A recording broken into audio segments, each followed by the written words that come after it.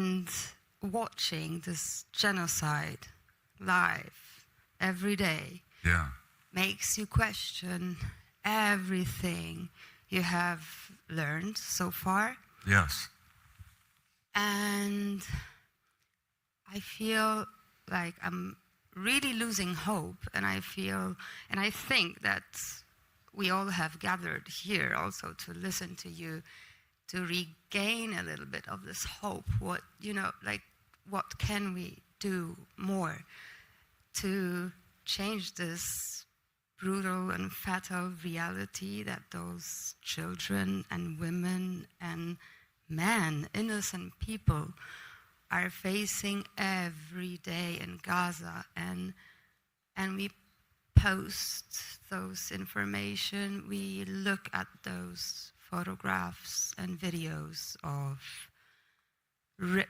little bodies ripped apart, and it's heartbreaking, it's traumatizing, it's terrifying that we have no more ways how to fight against it. And my question is, how do we proceed? Because I don't feel like what we are doing has any impact on it. So how do we proceed? How do we keep this belief in ourselves that it actually still makes sense? Okay. Well, you've heard me say that nothing that any of us have ever done has made any difference in terms of saving a single Palestinian child, yeah? That's the reality. But is it true that nothing have you done is effective? Look, we have to think in the long term here. This is a long-term project, both in terms specifically about Palestine and more broadly about the nature of the world that we want to live in. I'm going to read you again from Omar al-Akkad, and he says that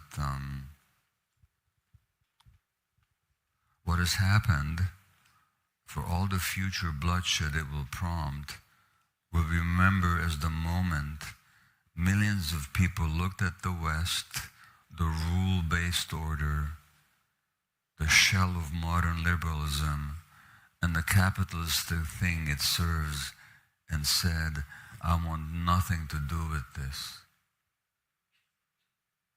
So we can use this moment to wake up, not just about Palestine, but about the nature of this system that allows this thing to happen. And it's a long-term struggle. It's not going to be over anytime soon. So the decision that you have to make, that I have to make, that everybody has to make is, even in the face of immediate failure, in the sense of not getting our goals realized, can we keep going? Can we envision a different world? Can we do our best every day as we live our lives? That's how you keep going. If you ask me how to change the situation in Gaza, I have no idea. I can't. You can't. But if you ask me, can we contribute with our lives and our words and our bodies and our hearts to working towards a different world, including a different world for Gaza? Yeah, we can do that.